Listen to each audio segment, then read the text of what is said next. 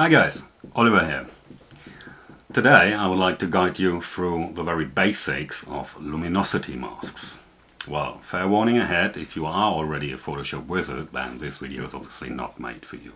But if you're new to it, you may have not even heard of how powerful these tools are, or you may have heard of them but nobody ever showed you or demonstrated you how to use them, then I have something for you.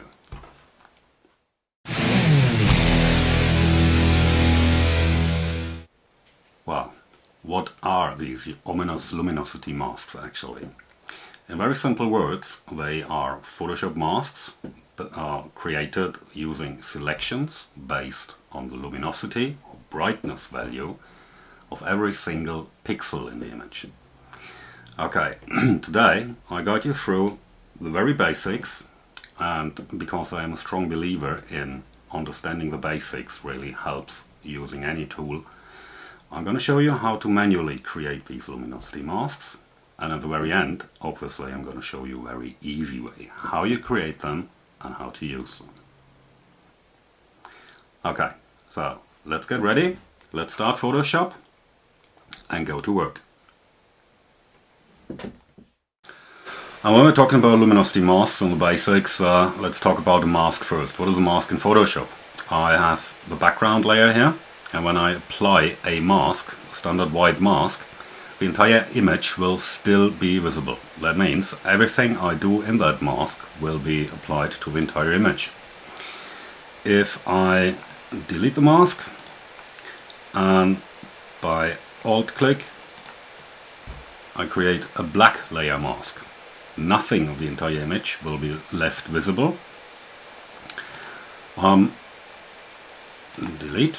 That means the common rule is white reveals and black conceals. So let's take that image and let's say we want to make a modification to the sky. The standard way is we're choosing our quick selection tool in the layer, selecting the sky, the marching ants appear. Well, marching ants are these moving dotted lines around here, and we have selected the sky only. When we are applying a change, let's say a curves layer to it, that curves layer will show us the mask. By alt clicking the mask itself will be visible, and what we have here is a binary mask. Binary because it's only white values and black values. As we alt click again, as we said, white reveals, black conceals. Before we carry on, a quick word to the keys. I'm working here on a PC, and we're going to use the control and the alt key on a PC, and the equivalent on a Macintosh would be the control is obviously the command key, and alt, well, the newer Macintosh keyboards have alt written on it as well, but it's known as the option key. So whenever I have any keyboard shortcuts, control on the Mac means command and alt on the Mac means option.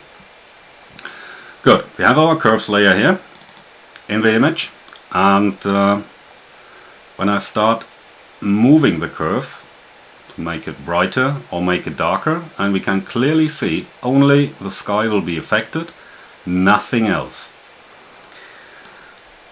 Well, it's a binary mask, and when you look at this, I make the sky darker, it does not look natural at all. So only the sky is changing and nothing else in the foreground in the rocks is actually changing. And that behavior is one of the reasons why we are using luminosity masks. Why is that? Let me delete that layer. How to create them when we are switching to our channels palette, and because this is an RGB image, we have the RGB, so the merged channel, which shows us the entire image, and we also have the separate colors, red, green and blue. What I do now, I press and hold the control or command key on a Mac and left click on the RGB channel. Then we see the marching ants appear. Here in this image they are wildly spread across the image. But let's demonstrate first what we're actually doing. We have a selection active, and again I am adding a curves layer to the image. What happens now, because selection was already made, as before with the binary mask, the black and white only, if I make that mask visible now, it turns out we have a kind of grayscale image. Wow, that's interesting. So it's not only black and white anymore, we have different scales in between. I'll click again to make the image visible, but what have we all actually selected? What is it? To show you that, I have another image here, which is just a gradient from white to black. And when I do the same action here, so I press Ctrl and click the RGB channel, we see that the marching ants are only on the left side, or the bright side of the image. This means the selection based on the RGB channel selects what we call the 50% brights, nothing else. If I invert that selection, then we would have the 50% darks. This is what we actually do. Let's go back to our image.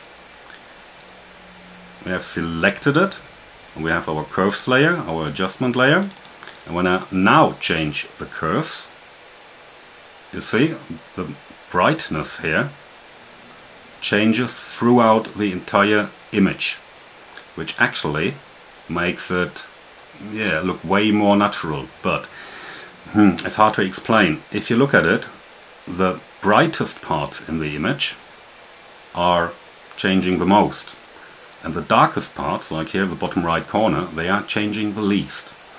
And this is because our selection only consists of the brightest parts of the image throughout the entire image. Make it darker, and the modification looks more evenly spread, more natural. Congratulations, we have created our very first luminosity selection and built our very first luminosity mask, which is that one here.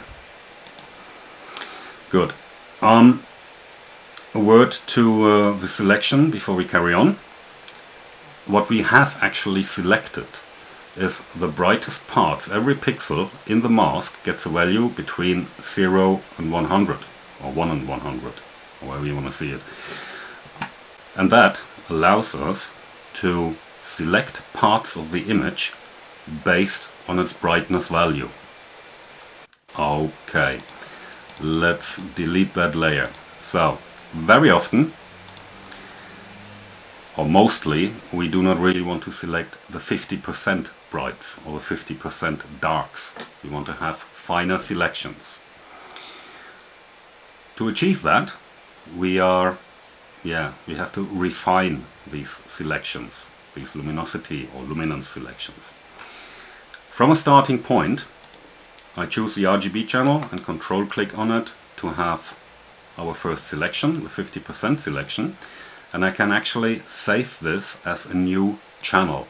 When I do that, we see, let's make the selection invisible, it automatically gets the name alpha 1, and that alpha 1 is our 50% brights selection. By control clicking that channel, I make the selection visible again with the marching ants. And what we need to do now is we are actually multiplying that selection with itself. How does it work? On the keyboard I press Shift, Control and Alt, or Shift, Command and Option on a Mac, and click on the selection, and you've seen that the selection has become smaller. Only the brightest part, or the really bright parts of the image, have been selected. And when I save this as a new channel now, this is our alpha 2 channel, you see the entire image has become, or the entire selection has become darker. So the bright parts are clearly selected, while the darker parts are actually less selected. Let's do that another time. Control, Shift and Alt. With the selection, I click on the alpha 2 channel to multiply it with itself, and I save it as a new channel, which is the alpha 3. So these are our very first brightness luminosity masks. And to make that clear, I just quickly rename them as brights 1 bright 2 and bright 3. Okay, let's choose that bright 3. Control clicking on the channel will create the selection. And we are again applying the same curves layer as we did before. When the image turns red as it did here, just click on the layer mask itself. When I make it visible by alt clicking, you see that really the brightest parts of the image have been selected and the rest of the image has been less selected. When I modify that curve now, pretty interesting, the histogram only shows us on the right side, only brights values are selected, while here on the left in the histogram it's pretty empty. So let's change that curve and you see really the brightest parts of the image become affected. It's getting pretty clear here in the bottom right corner, and the darks, they pretty much don't change at all. So, first step achieved. We have created our first set of brights luminosity masks. Let's delete that. Well, the brights are not the only parts of an image we want to select. Sometimes we also want to select the darks. Not sometimes, pretty often actually. So, it would be helpful if a part or next to our bright channels we would have some dark channels too, wouldn't it? Let's do that. The starting point is identical. I choose the RGB channel, control click it, and our 50% brights selection appears. But this time we want to create the darks of the image. So what we do, select inverse the mask. So now we have only the 50% brights, and we save that as a new channel as well. Again, alpha 1, and this is how it looks. And the same technique, by refining the selection, simply by multiplying it with itself, applies for the darks. So Shift, Control and Alt, click on the channel and save it as a new channel. That's our alpha 2. See already, brighter, darker. And let's do it a third time. Shift, Control, Alt, click on it. You see immediately, every time we do it, the selection becomes smaller. And save that as a new channel, alpha 3. Make the selection invisible. If we're looking at the channels, lots of the darks, while here the bright parts in the sky appear dark. You remember? Dark conceals. So that will not be affected by anything we are using this mask on. So let's demonstrate that. We select it by control click the channel. We apply our curves layer again. And this time the histogram is exactly the opposite. So that's proof of what I told you is actually true. So now we have only the darks selected, while none of the brights here are selected. And when I modify the curve here, you see the sky, the bright part in the sky stays pretty much unaffected, while the modifications apply to the darks in the image. Alright, that's pretty cool actually. What we have now is brights selections and darks selections. Let me rename them as well into dark 1, into dark 2, and into dark 3. Good. So sometimes we want to apply changes and modifications in an image only to the midtones. That means we don't want to have the really brights affected, and we don't want to have the real dark parts affected. So only the midtones. And of course we can create luminosity selections for the midtones as well. The starting point this time is a little different. Let me show you. First of all, I click Control A or Command A on a Mac to select the entire image. You see, the moving dotted line is around the entire image. Now we are subtracting the brights and the darks.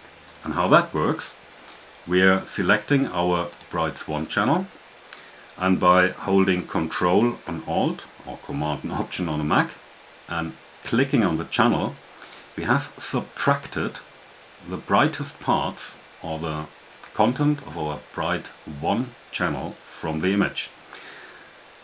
And then we do the same with the darks. We select it by Control Alt click. When that warning appears, just ignore it for now. That only means this particular image does not have enough pixels of that selection in it.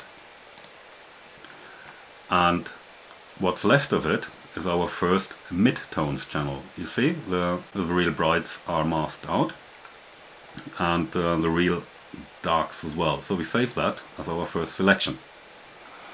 The next step, because we want to have the mid-tones 2 and 3 as well, we're going back to our starting point. Select the entire image, this time by Control Alt Bright 2, we are subtracting the brights 2. Doing the same with the darks, Control Alt Dark, and saving it as a channel. And because all good things are free, we're doing it again. Control A, subtract brights 3, subtract darks 3, and save it as a channel. Here it is. Okay, so this is our midtones 1, our midtones 2, and our midtones 3, and that becomes best visible, I think, here. It's really the midtones of the image without the real brights and without the real darks. And let me rename them as well. Mid 1, mid 2, and mid 3. Good. Now we have all these selections, and let's assume we are done with our modifications, whatever we have done. And before we save our work, I highly recommend that you delete the luminosity selections.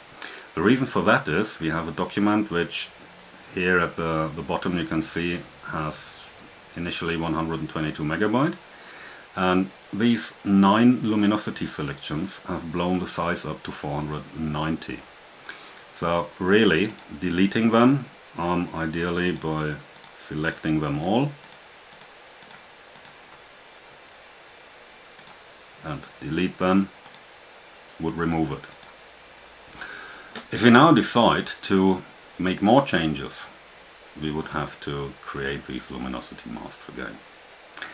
In all honesty, I know nobody who does it manually, because simply you've seen how much work it is, and it would ruin our workflow totally. The good news is we do not have to do it manually. Well, if you Google, you will find a lot of Photoshop actions that do that job for you. But you don't need to Google, because obviously I'll show you something. I've created some actions for you, and all you have to do is visit my website on the www.herboldphotography.com, which is a very nice website actually, I think. And you'll find it in the blog section, and there is an entire article about luminosity masks and the Photoshop action I created. So you scroll down a little under the video, here is a download button. You simply click on it and save the file on your hard disk. Before we carry on, I'll show you my own actions here. There is nothing in it at the moment apart from defaults, dodge and burn and Norton effect.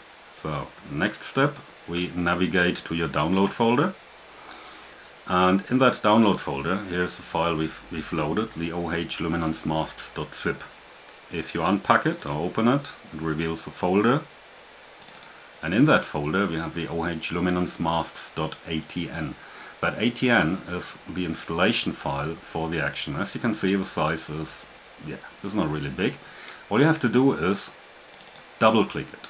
You see, some action appears. We're going back to Photoshop, and here are a new set of actions visible. That's the OH Luminance Masks. When we open that, it works like a folder. You will find 8 actions in that action set. So we can create an entire set of luminance masks, create the brights, the darks and the midtones only, and we also have an automated way to delete them. How do they actually work? I simply select the action I want to run, and then I click the play button. That's that little triangle here. You see, it's working for a moment, and after that, after it's done, our channels are filled with darks 1 to 6, with the midtones 1 to 6, and of course the brights 1 to 6.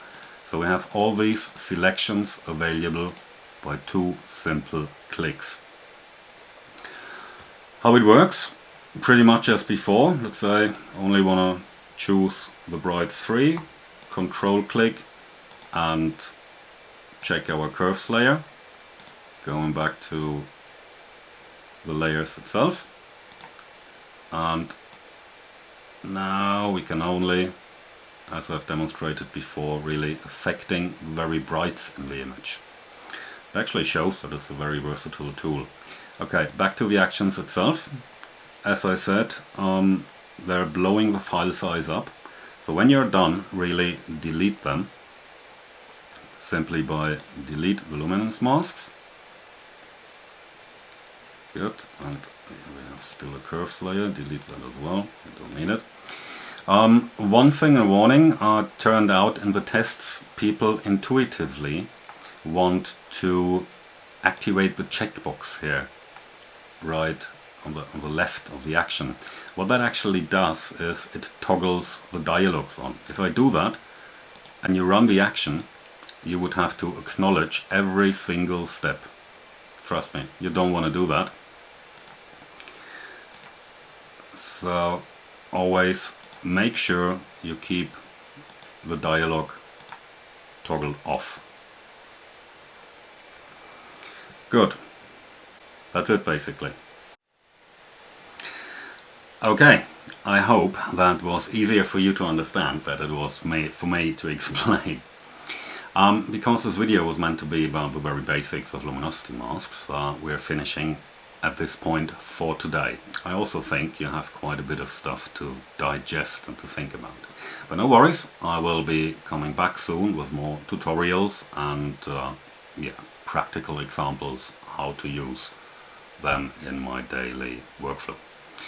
A word to the download, it's completely free and you do not even have to sign into a mailing list or anything. Just download, install and enjoy the work with your new actions. I would, however, appreciate if you would leave a like, and obviously don't forget to subscribe to my channel if you haven't already done it.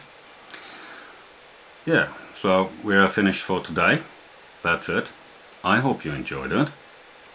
Bye for now, and I'm looking forward to seeing you soon again.